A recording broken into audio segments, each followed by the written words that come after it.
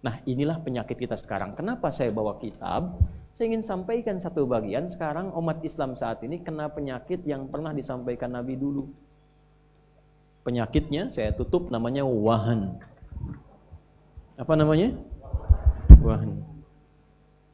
Al-wahnu. Wahan.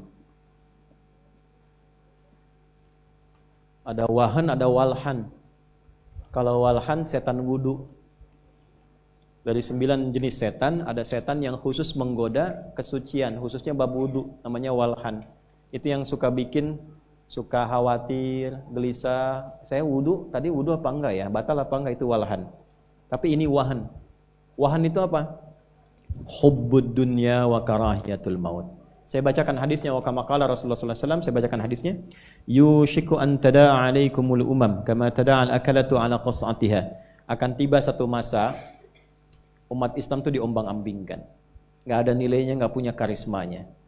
Ya, dipecah-pecah seperti kue-kue, diombang-ambingkan seperti diperebutkan makanan manis-manisan oleh hewan-hewan yang dipecah. Jadi pecah-pecah, enggak dianggap.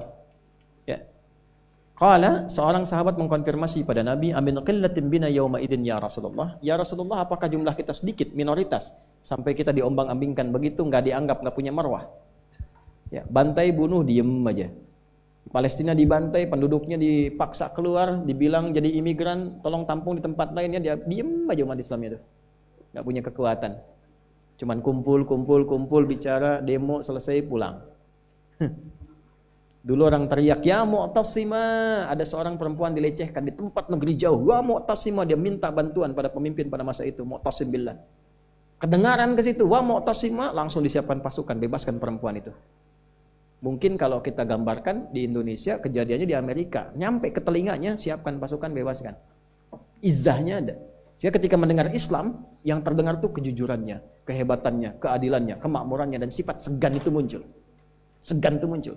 Dulu pasukan Romawi kalau dengar pasukan Islam itu dari jauh belum datang, baru dengar namanya sudah kocar-kacir.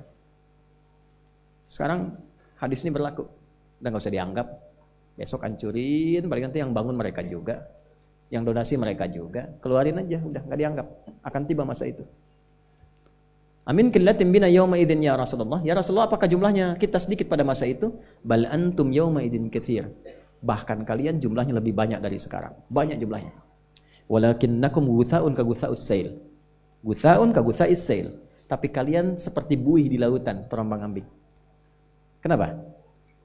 Tunza'ul mahabbatu min qulubi aduwikum. Orang-orang yang antipati terhadap Islam dan orang Islam itu sudah tidak punya segan lagi kepada umat Islam. Kenapa? Wa yunza'u fi qulubikumul wahan.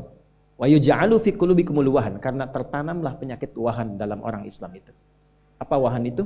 Hubbud dunya wa karahiyatul maut. Rebutan dunia. Ngajar sekarang orientasinya dunia. Maaf, berapa guru-guru di sekolah yang bikin sekolah-sekolah yang kelihatan elit, bagus, modern, ternyata cuman SPP yang mahal, cari uang.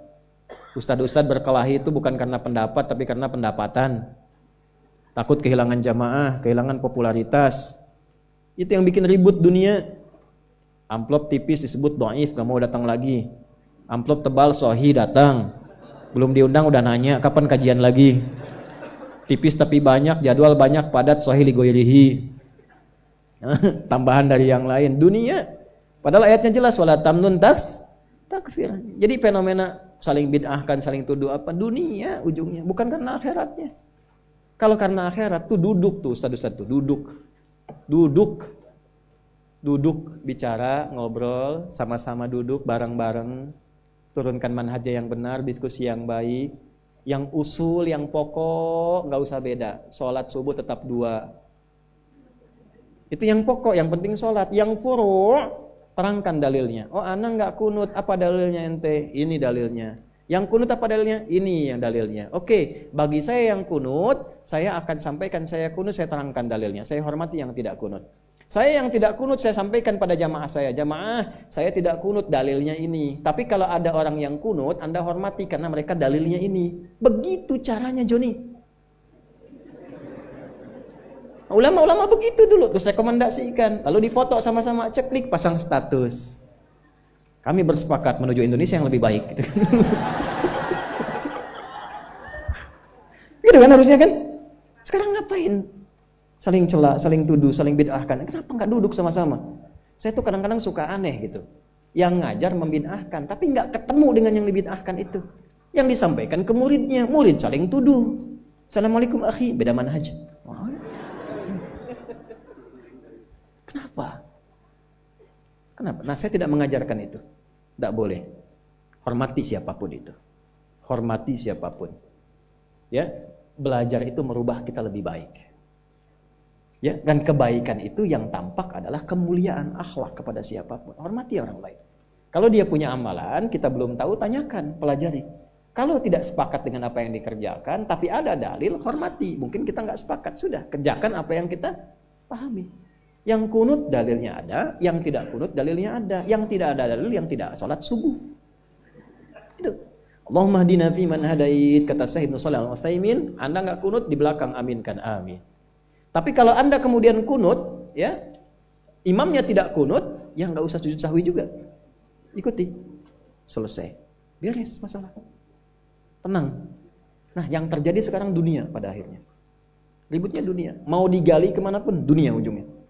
Itu hubud dunia. Sebab kalau nggak ada hubud dunia, perbedaan pendapat itu biasa. Apa sahabat nggak berbeda? Berbeda.